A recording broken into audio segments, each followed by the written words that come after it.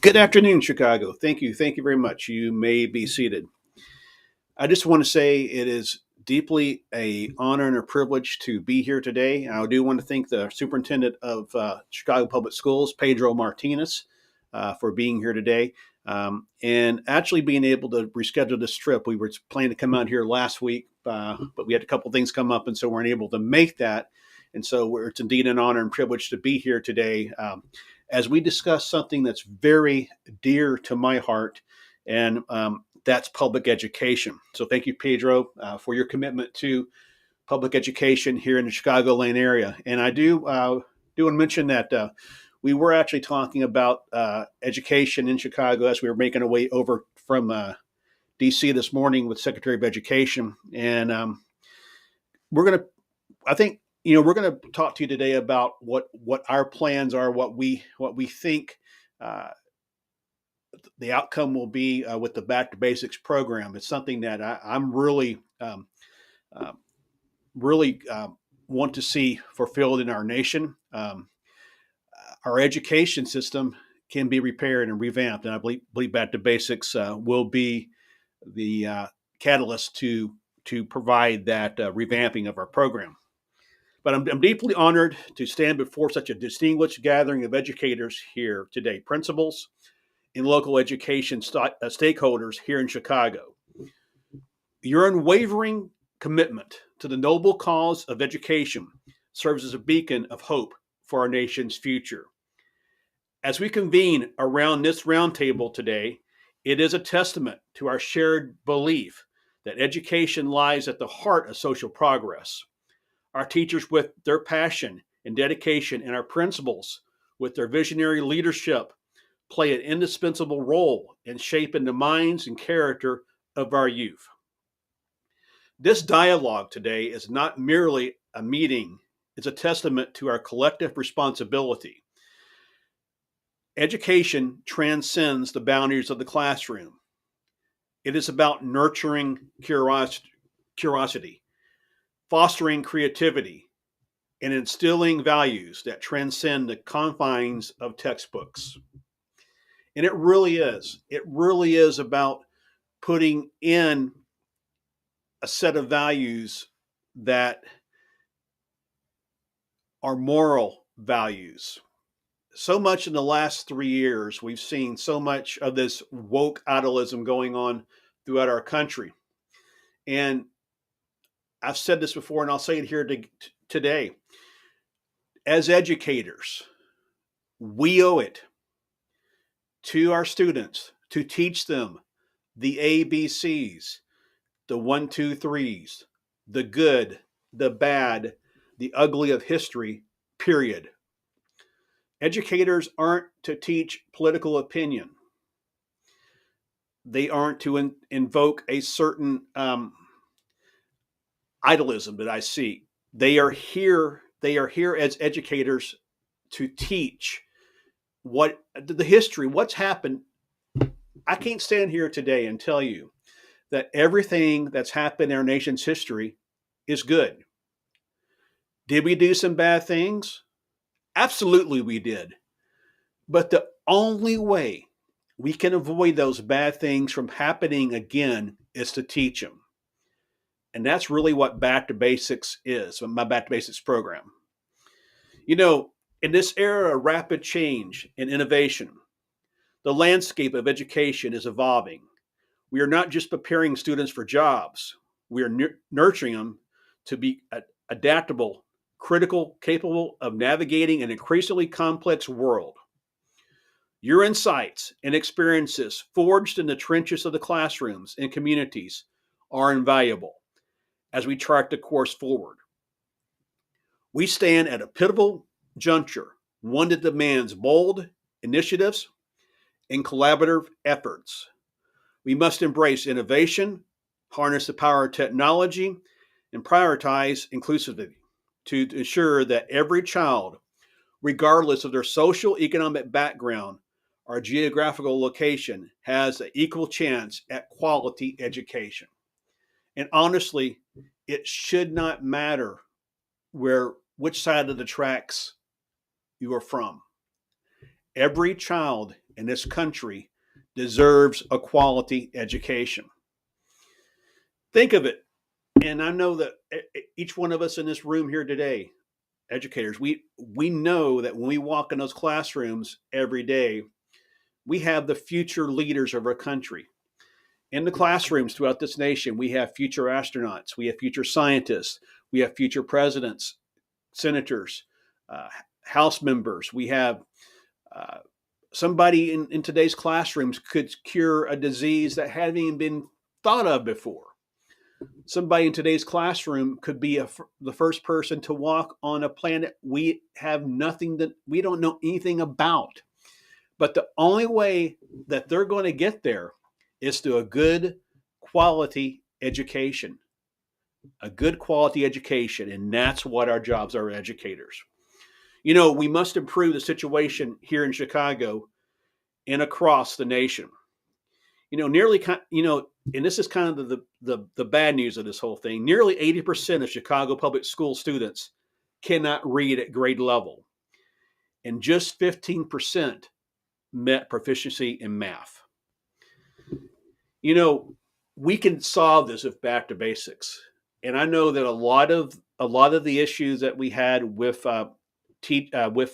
students being at grade level dates back to the COVID days. But if we institute this back to basics program, I do believe that we will see reading scores go up. I do believe we will see math scores go up. That's one of the things that I know districts back home, my home state of Texas, are working on and that's one of the things that are happening during the summer when the kids leave for summer vacation. They go out, and even though a lot of the cities, I know in my state at least they do that. A lot of the cities in my state have summer reading programs. I'm sure they do here in Chicago as well. They come back in August when those first benchmarks are done in September or thereabouts. They see reading score drops. We've got to get those numbers up. We got to get those math scores up, and the way we can do it is just deliver the quality education that our students deserve.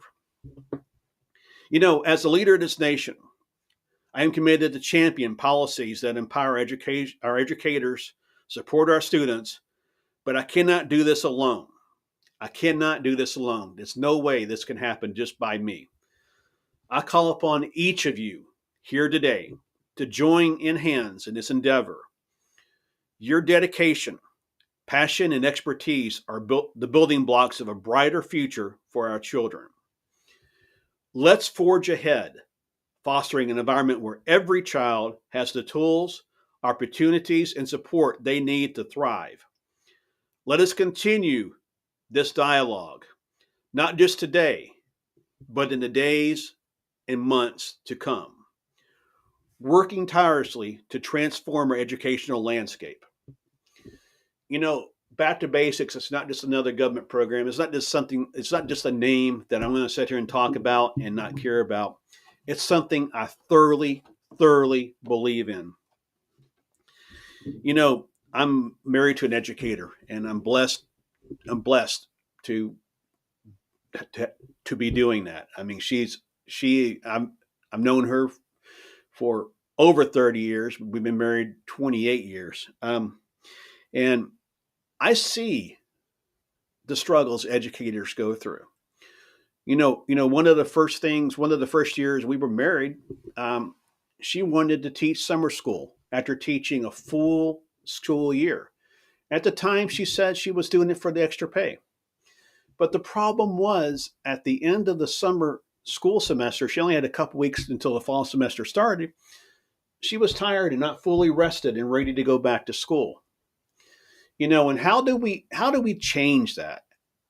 How do we change where our teachers get a livable wage, where they're not tiring themselves out? And statistics, I know back home in Texas, there's some teachers that are living below the poverty level. Back to basics will fix this, but it needs support from the classroom teachers. It needs support from the districts. It needs support from the states in order to do this. If we get back to basics passed through Congress, what it will do will incentivize, it will actually fund teacher pay increases at the local level. And that's something that's really unique. A lot of people are asking, have asked me, how are you going to pay? How are you going to do teacher pay increases when it's at a local level? Well, quite simply, what we will do is we'll make the money available from the federal level that goes to the state level, and then the states can distribute that money equally. Just as an example, there are approximately 300 school districts in the state of Texas. If you do the math and you based upon just rough numbers, a teacher's average income, yearly income, could be close to $100,000 a year. And before you like, how are we going to do that? It's very simple how we're going to do that. We're going to revert back to the 2019 federal spending levels, the federal budget. We're going to cut unnecessary programs. There are many unnecessary federal programs that are in our federal government that can be eliminated. And we'll use the differences between the 2019 spending level and the current one to fund these teacher pay increases. And I think by doing that, we will, one, get our teachers won't live below the poverty level anymore, and two, we'll get a better quality teacher candidate. That's one of the problems the profession is facing is teachers. People get into education for a lot of times the wrong reasons. They see the glamorous side of it. They see the 7:45 to 3:15. They see the 3 months off from May until early August. They see the Christmas vacation, which I know you guys are getting ready to start. They see that, but they do not see the 80 hours plus a week. They don't see the money that classroom teachers are spending on their own classrooms. They don't see the time invested in the summertime. I know Andrea's district back in Texas, they require about 25 to 30 hours of professional development time in the summer. So teachers aren't leaving at the end of May and heading out to the beach house in Texas. They're actually going to PD's professional development and getting better so they can be a better teacher coming the next school year.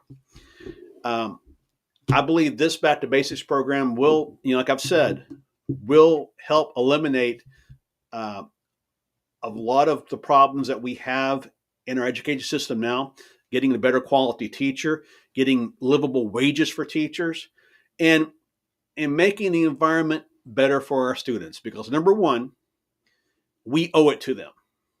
That is the number one commitment. And I've told my Secretary of Education that from the very first day. Our number one commitment is to give every child in the United States of America a quality education. That's what we owe them, period. End of discussion. That's it. We owe them that. Every school district in this country owes that child a quality education. And while we're at it, let's take politics out of it. Politics has no place in education. We owe them the history, the good, the bad, the ugly. We owe them the math skills. We owe them the science skills. We owe them the skills to be productive citizens of our nation. With Back to Basics, every student in this nation will have the opportunity to succeed. Every student will have the opportunity to achieve the American dream. And my friends here in Chicago, I know that you will be part of this. I know that every other state and city in our nation will be part of it. And so I just want to say again, it's an honor to be here with you today to have this roundtable that we'll get started here in a couple of minutes to talk about some of your experiences here in Chicago about education and things that we can do from the federal level to make things better. So Pedro, again, thank you very much for your contribution to this. And with that, let's go ahead and get this started. So thank you very much. Thank you.